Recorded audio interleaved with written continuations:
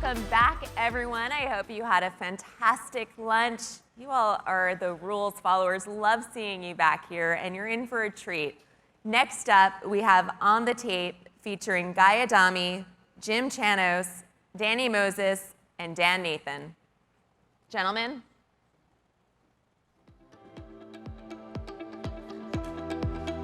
Thank you. Great day.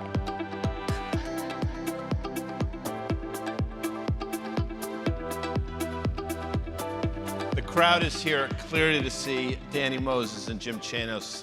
Definitely not me and Dan, but thanks for joining us, everyone. And Dan and I do a show each day at 1 o'clock. We call it Market Call. So this is a special edition of Market Call with Danny Moses and Jim Chanos. So thank you, and we'll get right into it, Jim.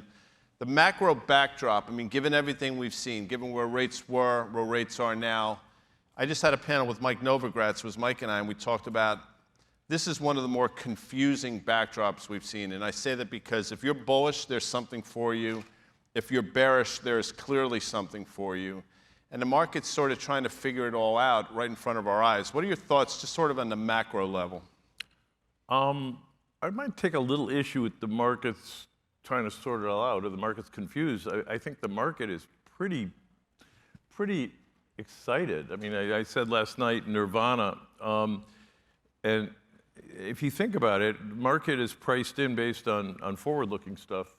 The reality that Goldilocks is pretty much a certainty, right? I mean, earnings are supposed to be up 12% this year in the S&P. Forward look on inflation is between 2 and 3%, and the market is assuming the Fed's going to be easing at some point, within the next year. That's all pretty, I think that's all pretty bullish. Now, whether it's right or not correct, that remains to be seen. Marko Kolanovic from JP Morgan, he's actually said that at current levels, Jim, the market is pricing in this sort of soft landing Goldilocks scenario. It sounds like if I'm listening to you, you'd think it's a bit of a pipe dream here. Well, I mean, I think it might be difficult for all three of those things to happen, and none of them might happen. But the market is certainly pricing in right now that all three are the most likely scenario. So the risk reward, I think, is getting even more interesting in my world, because people are getting increasingly excited about prospects that they were pretty dour on 6 months ago. Danny, you get painted with a bit of a narrow brush, unfairly, I think, the guy that's always negative bearish, which is just patently false. But I think you also, Jim does as well, extraordinarily rigorous work. And you've seen what's going on, and we had conversations about this all the time, and it's been a real honor getting to know you and calling you my friend. But same question to you. Again, market trying to figure things out. There's enough for both sides of the aisle to have a very, I think, cogent and it's a pretty strong argument. Yeah, I mean, as hectic as 2022 was, I felt like it was the first time in a very long time that stock picking mattered, bottom-up work actually mattered. We rolled the calendar in 2023, and I certainly didn't think that we would have this rally that we did, because I believe that we're going to hand off from this Fed obsession to fundamentals and what it actually means. And I think back to 2005, 6, and 7, when we were breaking down the housing market. It already had cracks in 04, 05, 06. The Fed was raising rates, and it's not a coincidence that the Fed basically went to 5% in 2006, but it wasn't until October of 2007 that the market actually peaked. So I think this market has all been about immediate gratification, FOMO, missing things. And when you take a step back, yes, we've had a nice rally, but it feels like it's under false pretense to a degree to me. It doesn't mean you can't own certain things, but I think we're in for a very rough ride just on index levels. But then again, opportunities will come out. But I do think there are some fat pitches on the short side and some individual names, and probably will be on the long side soon. We'll talk about that. Dan, you tend to be a bit more the pragmatist, at least when it comes to me and you. I mean, I try to sort of, I don't know, parse through things. I'm always what can go wrong will go wrong. I was born on that Wall Street, prepare for the worst, hope for the best. You tend to have a little more even keel. And a lot of the things that you've talked about come into fruition. Again, inflation trending the right way, commodity prices going lower, unemployment rate sticky but moving maybe in the right direction, but not in a meaningful way.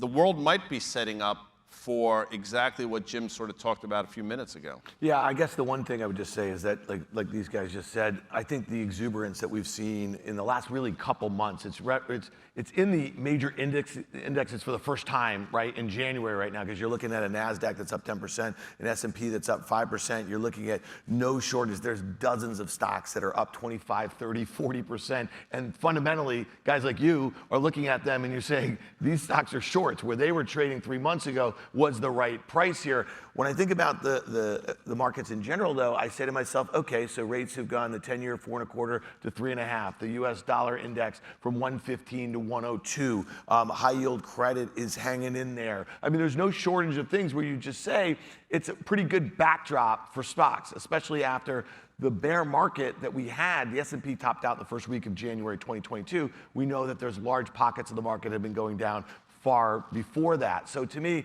that's, I guess, the silver lining of everything, but I just don't love to see this sort of behavior in such a short period of time. It does seem a little irrational. Danny, I've said it all the time, and I'll stand by this. I've written about it, I've said it, I'll say it here. I think amongst the many villains of the 21st century, and there are many, central bankers are going to be at the top of the list. But seemingly, right before our very eyes, they're trying to navigate something that's never been done before. Meanwhile, by the way, financial conditions are actually looser than they've been in a really weird sort of set of, I don't think people fully comprehend what that means. Speak to that. Yeah, so I don't envy their position, but I don't blame them per se. You just have to act based upon what they're kind of doing. So to your point, what does Powell look for and what's going to happen tomorrow? I hate to trade near term and certain data points. He looks at those financial conditions index, and it is the easiest it's been since they started this entire rate hike cycle. So that's not a great setup. As far as quantitative tightening, I believe that's going to end sometime in the late spring, early summer, I think, when these lag effect of these rate hikes come more into the markets and really stick themselves into companies that need to refinance balance sheets that are going to be trying to get new debt, right? You look at Moody's reported today, right? Strong quarter, fine, because they said there's a huge backlog of things that are going to come, right? When that paper gets issued at much higher rates, it just changes. Jim will tell you, I mean, it changes your balance sheet, it changes your earnings, it changes everything. So I think this handoff is going to occur from the Fed obsession to fundamentals. And when that does happen, I don't think it's going to be pretty. So. Well, Jim, speak to that exactly. I mean, that backdrop that we've talked about and where it is a Fed obsession without question. I mean, we seemingly talk about the Federal Reserve nightly on Fast Money. I mean, I can't remember a show where we haven't. Are we too obsessed with it? Fundamentals do matter, and I think at a certain point, the Federal Reserve is what it is sort of thing, and then we're going to have to look at the fundamentals, valuations, earnings, all those things that historically have mattered. Yeah. Well, we were talking before this panel in the green room about how the fact that nobody looks at balance sheets anymore when they're looking at companies. And, you know, there's so much obsession now and so much trading volume that has picked up in velocity, whether it's option trading, overall trading, and everyone's time frame has shortened dramatically. And I've talked about this, and the concept of positioning matters more than fundamentals. And I hear it all the time from people who tell me, well, you know, they're buying some literally worthless piece of paper, a worthless equity, because the debt's trading at 20 cents on the dollar, 25 cents on the dollar. And I think, yeah, but there's a short position in it. Yeah, there's a short position in it because it's a worthless piece of paper. But it doesn't matter over the short run, that worthless piece of paper can double. And I've made the observation since the peak in speculative behavior, which was, I think, the first quarter of 2021, which I've said has been the most speculative short period in my 40-year career. And that goes back, you know, to the dot-com era and the roaring 80s. Every time the so-called meme stocks and high short interest stocks, and basically the garbage, has, you know, taken off, that's been the end of the rally, not the beginning of the rally. And we're seeing that now to a certain extent, right? I mean, you can name a few, Danny can as well, but let me ask you this question, and it's not a loaded question at all, but is your job, again, you get painted with that noted famed short seller, we hear it all the time, but is it more difficult to be that person now, or in some ways, has it become easier to be that person now? It's been, the low point for us in that job, if you will, was 2020 and early 2021. So it's obviously gotten easier. My job is to hedge portfolios for my clients in a much more cost-efficient way than just buying S&P puts. And that has not only happened since 2021, but it's gotten cheaper to implement. Having said that, the volatility has increased, meaning we are getting increasingly, volatile rallies in the garbage, right? So the stuff that goes down a lot snaps back a lot. Now that happened in 2001 and 2002. You're old enough to remember that. I mean, there were, I think, 10 or 12, 25% rallies in the NASDAQ on its way to being down 80%. Speak to that, Danny, because again, timing in our world is clearly important. More so, though, when you're trying to bet against things. And the clarity you have, both of you guys, I mean, it's there. It's right before. You're seeing it manifest, play itself out, yet you're watching things move sometimes in ways that you can never have imagined. How do you navigate that? Well, you have to understand that the markets are always geared to move higher. What do I mean by that? Wall Street is set up in a way where 70% of the ratings are buy ratings. That doesn't mean as much to me, but people should understand that you got to peel back the cover and start to really look at these companies themselves. And so, I think the setup right now has never been better for stock picking. Being a short seller, I don't think anyone should be cast that way, but you're almost a truth seeker. And it's almost that you want to help people. Like, you see it, right?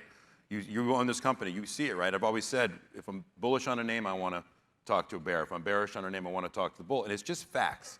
And I like to equate it to poker. I mean, at some point, you got to show your cards, and the cards will speak. And so, listen, you got to be very careful. You got to be very smart, right? You got to understand there's a lot of technicals that go into the short interest. There's, when I hear certain people that are finally short a name or reaches the press, it's probably time to cover, as I'm sure Jim would agree. So you got to trade between the emotions, but at the end of the day, unless the story has changed fundamentally, you're not going to change your position over time, and it's sizing. So there's an art to it. Anyone can buy a stock, right? Anybody. It's hard to short. It's not hard to get a short off. It's hard to manage a short position. Yeah, right? and most people shouldn't short stocks for the most part here. It's interesting, Guy, you mentioned that, we spend more time than you can ever remember talking about the Fed each night on CNBC's Fast Money, and for the most part, that is a retail-focused program, right? It's not professionals like we have in the audience. Maybe you're tuning in for Guys Good Looks or something like that. You should. But it's interesting, I used to get this question all the time. They're like, why do you guys spend so much time talking about Microsoft, Apple, Google, Amazon, like literally a disproportionate Tesla, throw it in there. And, for us, it's like 40% of the NDX, the NASDAQ 100, were these 4 or 5 stocks, and there were 25% of the S&P 500, huge contributors to the, earnings, that's what. But what's interesting, Jim, and you mentioned this last night, you were on our show on Fast Money, I asked you the question because we've seen this massive rotation over the last, call it 3 or 4 months, out of mega cap tech. It's underperformed on a relative basis, and you've seen huge moves in energy, in industrials, in financials, that sort of thing. And so talk to us a little bit about what you think the opportunities on names that are not buy now, pay later, that aren't, some of the crap without earnings or SPACs or this and that or whatever, because is it presenting an unusually interesting opportunity to short some stuff that, generally the investing public thinks are good names to buy and hold for a long period of time? Yeah, it's a little bit of a different setup, but it's really interesting. And again, getting back to nobody's looking at balance sheets.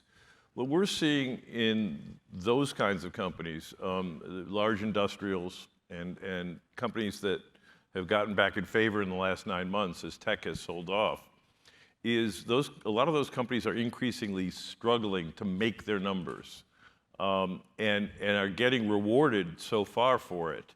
And so we're looking at big companies where we're seeing big increases in receivables and inventory, where they're just making their profit estimates. Sales may be flat or slightly up, but receivables are up 40%, inventories are up 40%. And historically, that tells you that there's disappointment coming as in effect, profits are being enhanced by the balance sheet. There are losses embedded in the balance sheet. They're going to have to be recognized. And that's just as old as corporate finance 101, and a lot of people have kind of forgotten those skills. And if you look at that, and you look at those kinds of stories, those are kinds of stocks that are going to hit air pockets when the reality hits that, the costs in the inventory account. So I'll give you just a plain vanilla example, and we have a very small position. It's not a big position, but we were intrigued by Nike going up 60% in the last 2 months, from 80 to 126. And Nike's going to have, even forecasted, the next 4 quarters earnings are going to be below the last 4 quarters. It's trading at roughly 40 times.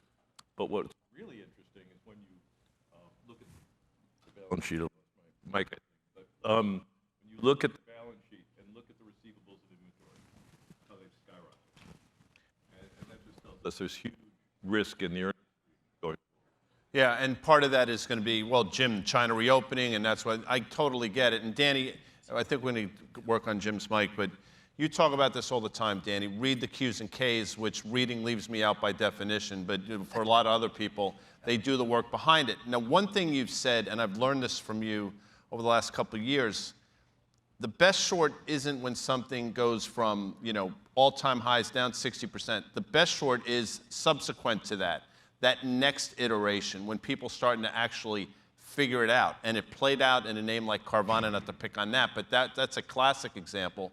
And it's playing out in some other names as well. Speak to that, because you do, both of you, by the way, do the rigorous work behind it, and then it seems like people catch up to where you were maybe 3, 4, 5 months or so ago. Yeah, when you make that transition from a multiple of revenue, something that appears to be a growth company, when that stops, what is your next level? What are you going to value it on? Is it cash flow? Well, how real is your cash flow? Are you using, EBITDA? Are you adjusting it out? And so more eyes come to it. And Wall Street obviously will maintain buy ratings for corporate fees and so forth, and then it's kind of over. So in a name like Carvana, for example, went from 350 to 80, and they raised money again at $80. Oh, that's going to say, well, the business model's broken.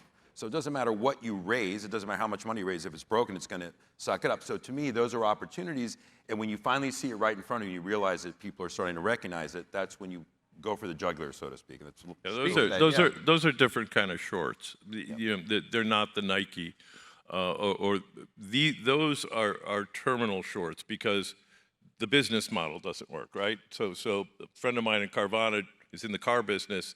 He said, shipping cars one by one across the country used cars will never make money. And you can dress it up any way you want, but you just can't. That's why used car lots are local. And take a look at the gig economy companies. Look at DoorDash. DoorDash's losses per order are actually going up after 10 years. 10 years. They didn't make money during the pandemic when we were all ordering meals in and getting checks from the government. And so, maybe that's a business model problem, not a valuation issue. And if it's a business model problem, then you have a really interesting long-term short. Yeah, I think that back to the Q's and K's, you can learn a lot from reading through them. It's annoying. Don't depend on analysts to give you all the lowlights, right? And you can look at both the highlights and the lowlights, but to give you a real feeling of current temperature of the company itself and kind of where it's going. So I use those a lot to kind of either confirm a bias or maybe take one away. That might be the case. And so today you get, a 10K comes out, and I don't want to talk about Tesla, waste our time here, but when you read something like that, it's overwhelming. You can pick and choose. But I want to say one more thing. So when you're relying on the government in general, or the SEC, or the NHTSA, or whatever it might be, to come through, they won't really touch a lot of these companies until the stocks are down 85 or 90%, because they don't want to be blamed by the public for ruining their position and so forth. So be very aware of that. When a company starts to trade down and you think that they've done something nefarious that a regulator might get them, I'm not just talking about Tesla in general, that's going to come. And so, anyway, so just there's a lot that goes into it. Jim, they took wolves out of Yellowstone, and the entire ecosystem broke down. And they reintroduced them, and the ecosystem thrived. And there's a reason I'm bringing that up, because I would submit short sellers are a vital part of the market, without question. Yet you've been vilified. I mean, it happens seemingly, not you specifically, but that set of investors. Speak to that. How important? I think it's extraordinarily important. Danny can speak to this. They provide sort of the road, sort of the speed bumps along the way. Speak to the importance of what you do. Yeah, short sellers. I teach a course on the history of financial fraud. Short sellers have been vilified since the 1600s. It's as old as modern financial markets, and we see it in every cycle. But the reality is that you can't have efficient markets, number one, without frictionless short selling, but per the academics. And of course, frictionless short selling doesn't exist. Because if it did, things like AMC and APE would not exist, right? The retail public is overpaying for one, which is equal to the other one in 6 weeks. This happened in the dot-com era, for example, when companies famously spun off their high-tech subs and the public bid up the subs to a value more than the entire parent. And the spreads only came in when the stocks became borrowable. And so the ability to set prices without owning an asset beforehand is crucial to price discovery, right? So that's number one. That's the academic view.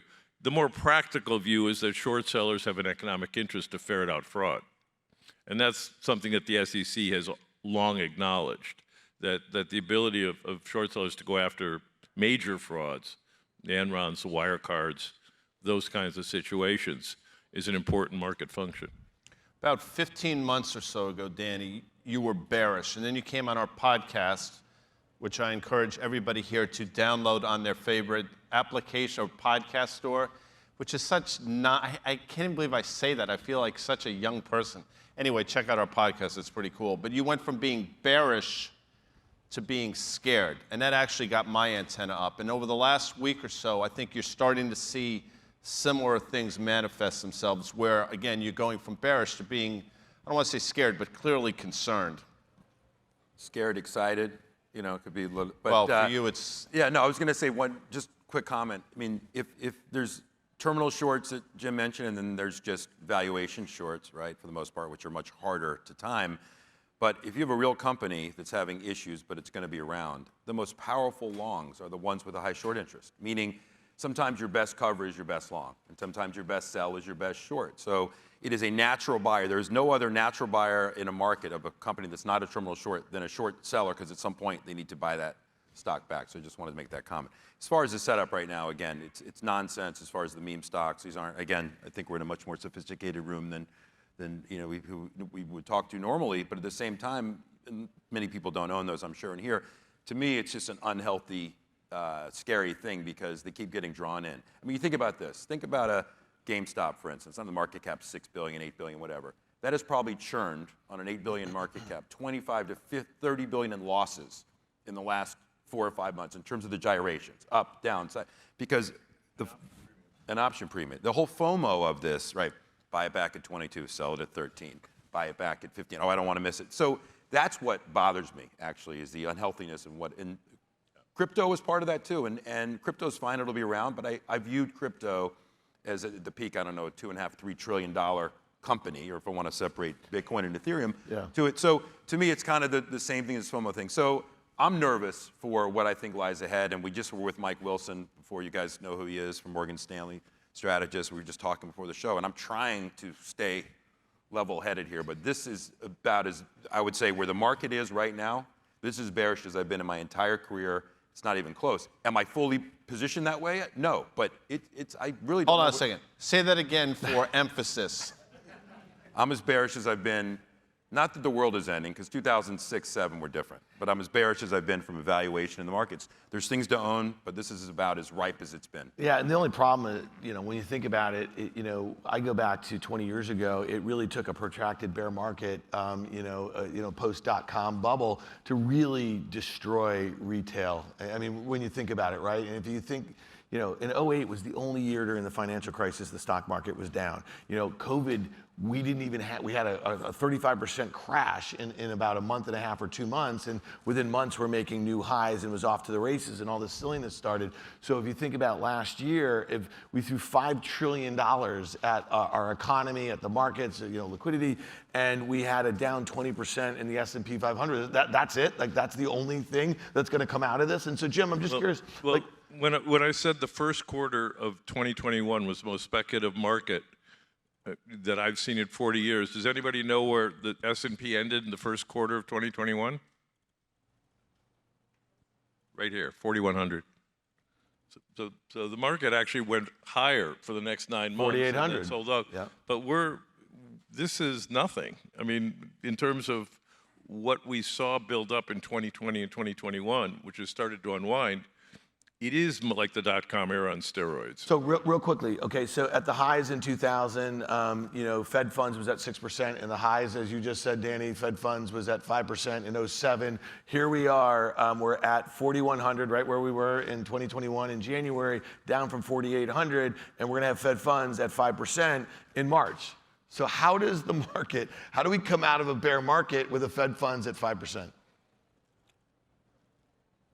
Jim, you want? I think they'll be cutting. Again, short rates, bear markets have happened with rates going up and rates going down. It's really they're squeezing out the excesses of previous cycles, and I think that's what we've sort of begun. Doesn't mean it happens all at once. I mean, again, in the 60s it took 16 years, 66 to 82. In Japan, it's taken decades.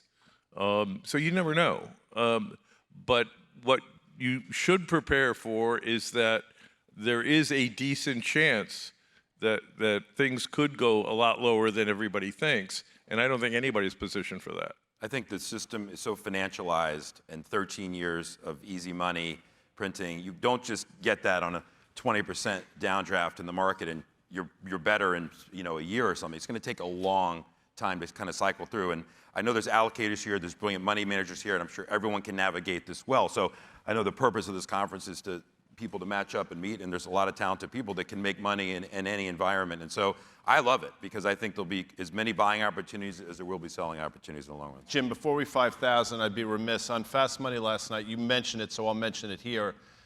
The absurdity of some of the things that are coming out of a venerable name like General Electric, which we all bowed at the altar of GE for years. You found some absurdities within some of the things they reported. GE's a poster child for what I was talking about. So they are splitting up. They split up their healthcare unit.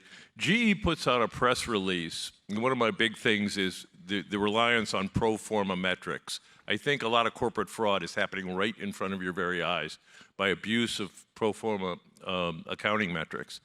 GE's press releases are anywhere from 15 to 30 pages of adjustments. And GE's a good example of what we talked about. It is basically up 60, 70% as earnings estimates have come down. Venerable GE right now is trading on our numbers at 20 times EBITDA for 2023 and 40 to 50 times declining earnings. That's GE, all right? And that's with all the adjustments. They barely made any money last year on a GAAP basis. And so people I don't know exactly what they're looking at in some of these companies, but they're not looking at the financial statements. Danny, not GE specifically, but this environment is wrought with situations like that. Yeah, I think you started out this by saying money came out of big tech. It's been looking to find a home. It thinks it's safe in some of these big U.S. conglomerates, right, that are out, the Nikes, the GEs, these big names. But it's scary, to Jim's point, because on those names, yes, they're not going bankrupt. More than likely, these companies will be around. But if you're hiding in those, that may cause problems. Is it safe? Marathon man, it wasn't safe. Before we get out of here, are you more exercised, Jim, by General Electric or the fact that your Green Bay Packers might not see the playoffs again for the next decade? Quick thoughts on that. Yeah, I'm an owner and a shareholder of the Green Bay Packers, so I'm conflicted from commenting on them. Yeah, noted. Appreciated. I will answer that for you. You're going to be in salary cap hell for the next 8 years. Everybody, thanks for joining us. Time doesn't allow anymore. But thanks a lot. Jim, Danny, Dan, thanks so much.